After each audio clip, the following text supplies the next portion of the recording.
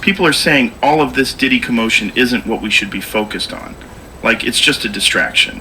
Right when Diddy got arrested, something massive went down with 23andMe, the DNA company. They have DNA samples from everyone who's curious about their ancestry, right? Now check this out. Right as this Diddy thing blows up, every single board member of 23andMe resigns simultaneously. Now you gotta wonder why. Fun fact, the CEO of 23andMe is married to the CEO of YouTube and Google. And the theory goes that these board members bailed because there are some unethical moves being planned at the company. They have all our data, man, even DNA data. On top of that, they have the Google search engine. They have every single piece of information about you, including your biochemistry. Now they're so smart. What's the future of commerce where they can sell you things that you have to pay for? What's one thing you'd spend all your money on? Because if you don't, it's over. Health, right? Now they know our DNA. They can pinpoint diseases, offer cures. And what's one of the big sells? Anti-aging. That's a huge red flag, man.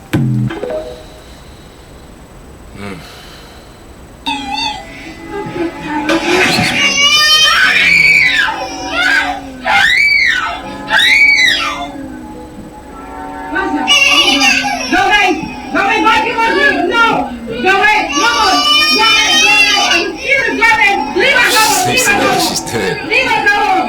Zina! You look sick! What is this? I'm taking out pain! I need to be there on the show. No.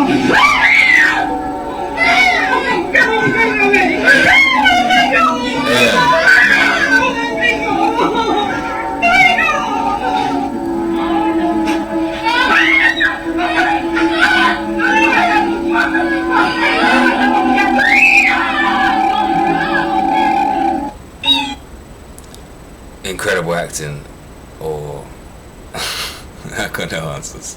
That seems legit. Damn.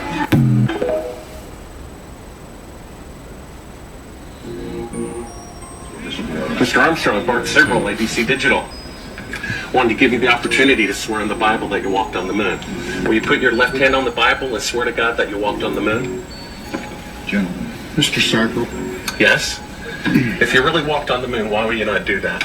So why don't you just put the into the record in the argument and put your hand on the Bible, swear to God you walked on the moon. Mr. Sibrel, knowing you, that's probably a fake Bible. Really? Well, no, it's a real one. You have the opportunity to have $5,000. The meeting is not open. Well, you have $5,000 cash. You can give it to charity if you swear on the Bible that you walked on the moon. Please I have the tape. It'd be fine. Why don't you swear to? Why not? Why won't you do it? So why don't you put your hand on the Bible and swear to God that you walked on the moon? Mr. Sibrel has made a fool of himself in front of the world. Mr. Sibrel, you do not deserve answers.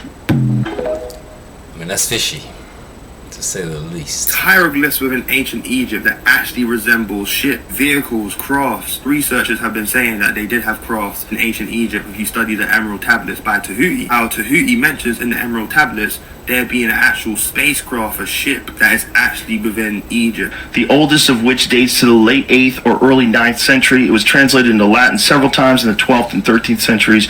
Numerous interpretations and commentaries followed. So what does it say, though? The Egyptian god Thoth.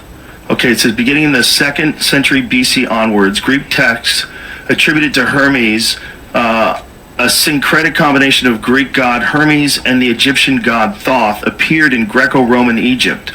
Those texts known as the Hermetica are a heterogeneous collection of works that in the modern day era are commonly subdivided into two groups. The technical Hermetica, comprising of astrological, medico-botanical, alchemical, and magical writings, and the religio-philosophical Hermetica, comprising of mystical, philosophical writings. Holy shit, this is so legit. So legit, my man. So this dude was probably an alien.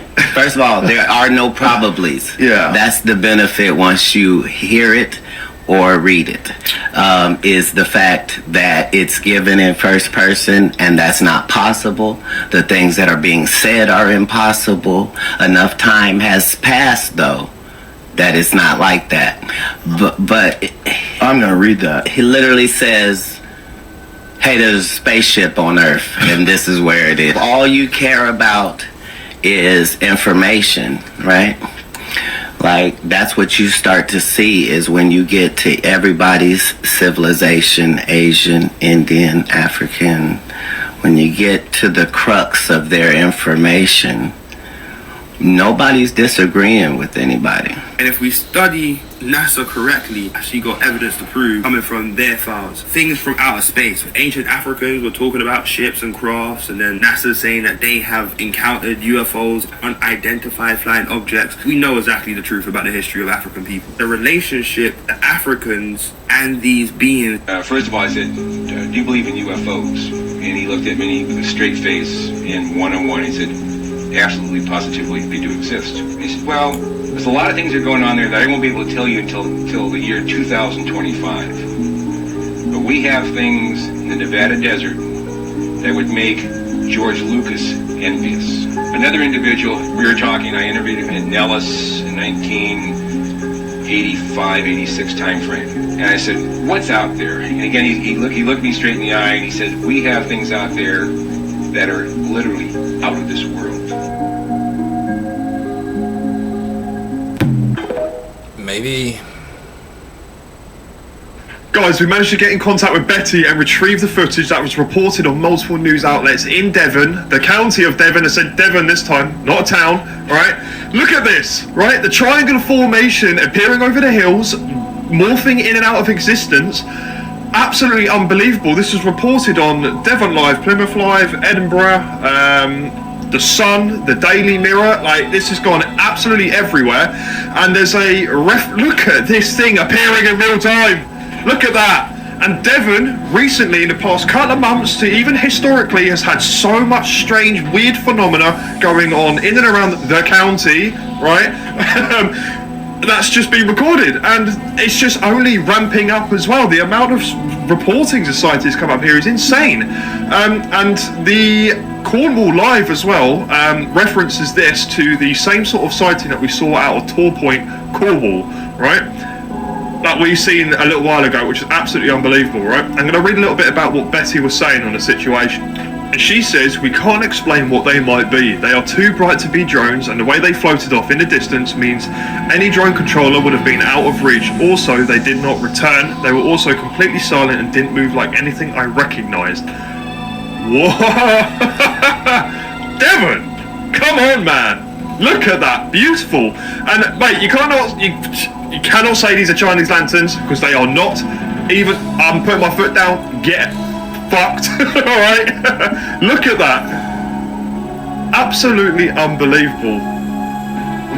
I mean, this isn't something that we've only just been seeing. This has been reported all around the world, consistently, daily. Look at that. Plasmoids? I don't know. Drones? Absolutely not. Avatech. Interdimensional space popcorn? Probably. Wow. Oh, unbelievable. It could be anything, man. Does anybody really listen to the words of the Red Hot Chili Peppers song Californication, considering that it was written almost 25 years ago? Psychic spies from China try to steal your mind's elation, and little girls from Sweden dream of silver screen quotation. It's the edge of the world in all of Western civilization. The sun may rise in the east, at least it's settled in a final location. Hey, our surgeon very well to break the spell of aging. Celebrity skin, is this your chin or is that war you're waging? Space may be the final frontier, but it's made in a Hollywood basement.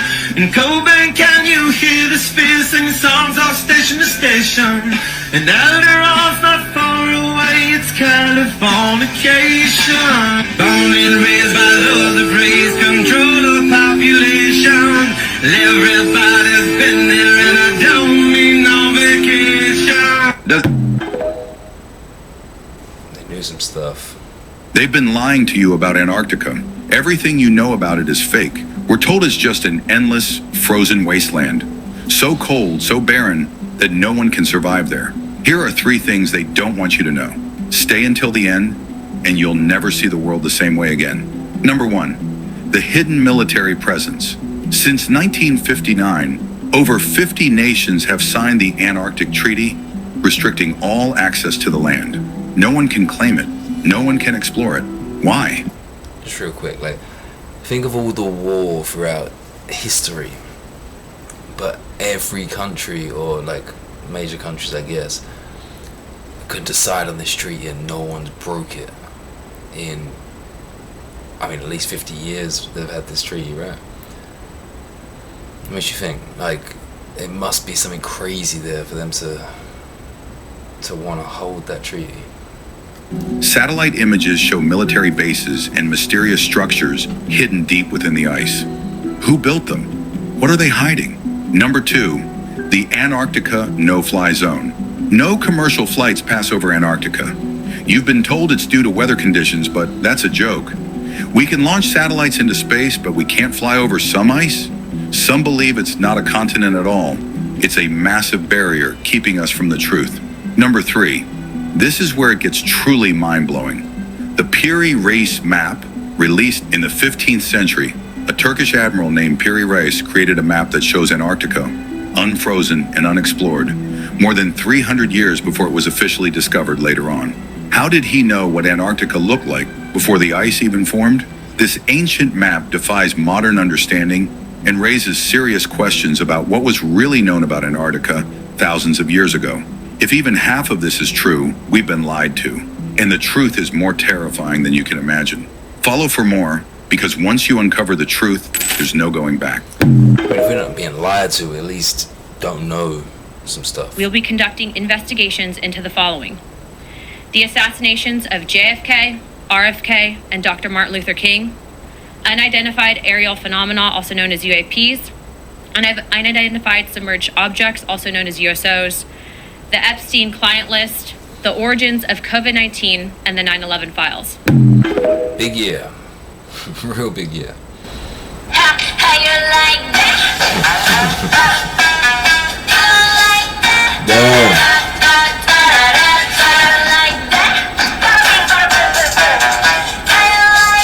I mean, it still don't look real. I mean, looking at that, like, if I saw a trailer for a new video game and it was some kind of space game and this was in the trailer, I'd be like, yeah, the graphics are pretty cool. Like, I wouldn't think, damn, that looks real. I mean, you ain't supposed to know, I guess.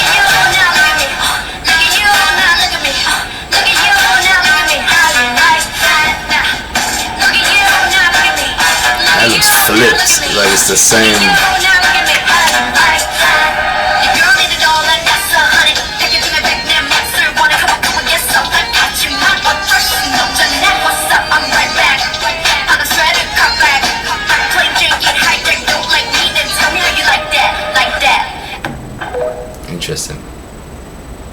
Interesting.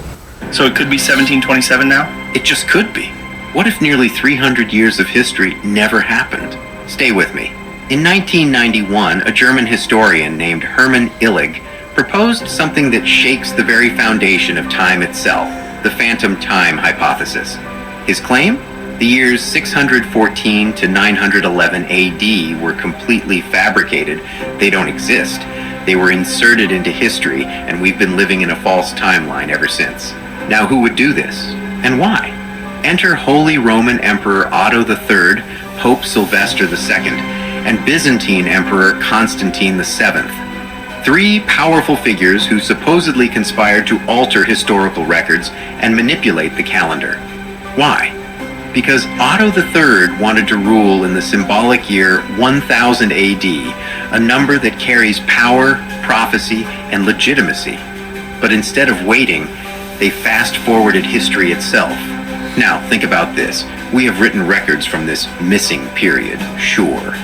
But where are the artifacts, the architecture, the undeniable physical proof? You'd expect 297 years to leave more behind, yet it's eerily scarce. And if this sounds impossible, just remember, Tartaria was erased from history. If they can erase entire civilizations, why not rewrite time itself? This is just a theory, not a fact. I mean, it makes sense. They had all that. And you're not thinking right now. You're following orders. You're not thinking for yourself. You're not in touch with your soul. Because if you were, you would take that off and you would breathe freely, which is the #1 form of nutrition. And if you don't have proper oxygen, you can't have cognitive function. And if you can't think right, you're easily pushed around and controlled and manipulated. Bars. There are people living inside of the Earth. It's true. New information from NASA states that there is a large ocean beneath the Earth's crust, after scientists detected movement below the surface. Around 500 miles below, a large supply of water has been found stored in a rock named ringwoodite. But it gets even crazier. Scientists say that this rock is so huge that it contains 3 times the amount of water on the Earth's surface. This causes many to believe that there is more down there than we originally thought, possibly even civilizations. While the news of this discovery was over 10 years ago, it was never talked about. Is the government hiding this information from us? What do you think? So I think I've said this before, but if the hottest part of the planet is the core, and the coldest part of the ocean is the deepest part, like, that don't make sense. And then now there's more, even lower than that, 500 miles lower than the deepest part of the oceans that we see.